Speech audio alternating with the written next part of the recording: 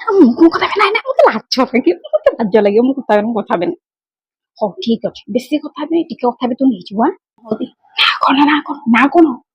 ପ୍ରୀତି ହଉ ହଉ ହଉ हेलो हाँ झिଅ प्रीति कहाँ କରୁଛ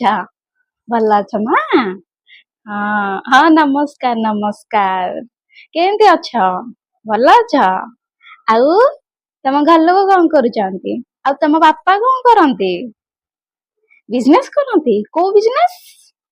ଓ ବଢିଆ ବଢିଆ ବଢିଆ ବଢିଆ ତାହେଲେ ଖାଲି ଖାଉଥିବ ଆଉ କଣ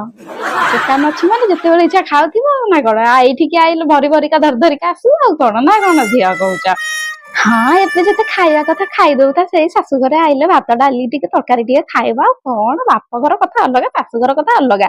ଖାଇବାରେ କିଛି ନାହିଁ ଯେ ନିଜେ କରିଲେ ସିନା ଖାଇବା ଆଉ କିଏ ଅଛି ଏଇଠି ଏଇଠି ସିନା ତମ ମା କରିକି ଦେଉଛନ୍ତି ଏଇଠି କିଏ ଅଛି କହିଲ କରିଦବ ମୋର ତ ଗୋଡ ଚାଲୁନି ହାତ ଚାଲୁନି ମୋ ବେକ ମୋଡି ହେଇଗଲାଣି ମୁଁ ଟିକେ କଣ କରିଦଉଛି ବୋଲି ଖାଇଦଉଛି ନା ନହେଲେ ମୁଁ କୋଉ ଖାଇପାରୁଛି ତତେ ତ ମୁଁ ଅନେଇଛି ତୁ ଆଇଲେ ତୁ କରିକି ଦବୁ ଆଉ କଣ ନାଇଁଲୋ ଝିଅ ତୁ ଡ୍ରେସ ପିନ୍ଧିଲେ କିଛି ଅସୁବିଧା ନାହିଁ ତୁ ପିନ୍ଧି ପିନ୍ଧି ଡ୍ରେସ ପିନ୍ଧିଲେ କିଛି ଅସୁବିଧା ନାହିଁ ଯେ ଆମେ କଣ କି ଆମେ ଟିକେ ପୁରୁଣା କାଳିଆ ଲୋକ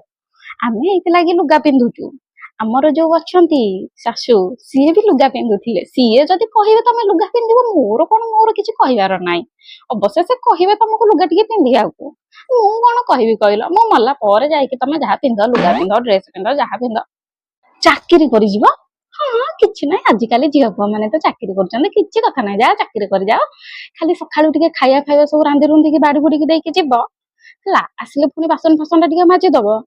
ପୁଣି ସନ୍ଧ୍ୟା ରାତି ବେଳକୁ ଖାଇବା କରିଦବ ଆଉ କଣ ଚାରିଟା ବେଳେ ମୋର କିଛି ନାହିଁ ଚାରିଟା ବେଳେ ମୁଁ ଯାହା ଖାଇବା କଥା ଖାଇଦେବି ତମେ ଟିକେ ଦିନ ରାତି ଖାଇବାଟା କରିଦେଇକି ଯିବ ଘରଟା ଟିକେ ପୋଛି ଦେଇକି ଯିବ ଯାହା ବେଡସିଟ୍ ଫେଡସିଟ୍ ଲୁଗାପଟା ସବୁଟା କାଚି କୁଚି ଦେଇକି ଯିବ ଆମର ତ ଏତେ ବଡ ଘର ନୁହଁ ଆଉ ଆମ ପୁଅ କାହିଁ ଚାକର ରଖିଛି କରିବୁ ମୁଁ ତ ସବୁ କରୁଛି ମୁଁ ପା ହେଇଥିଲେ ମୁଁ ଚାକିରି କଲେନି ଆଉ ତମେ କଣ ନାଇଁ ତମେ କର ଚାକିରି କର ଏତେ ସବୁ କାମ ଅଛି ସବୁ ସାରିକି ଯିବା ହଁ ନବୁ ରହୁନୁ କଣ ଦଉନୁ ଦଉନୁ ହଉଛୁ ଦୋପା ଦେଲୁ କଥା ହବାକୁ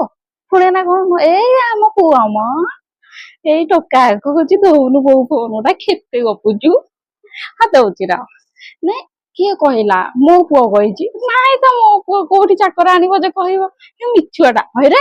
ତୁ ତାକୁ କହିଛୁ ଆମ ଘରେ ଚାକର ଅଛି କେଡେ ମିଛୁଆଟା ରେ ତୁ କେଡେ ମିଛ ଆଉ କଣ କହିଛି ଝିଅ ଟିକେ କହିଲୁ ନା ନା ନା ନା ସେ ଜିନିଷ ଏଇଠି କଣ ହବ ବୁଲିଯିବ ତୀର୍ଥ ସ୍ଥାନକୁ ଯାଅ ମନ୍ଦିରକୁ ଯାଅ ଗୋଆ ଯିବ ନାଇଁ ନାଇଁ ଆମର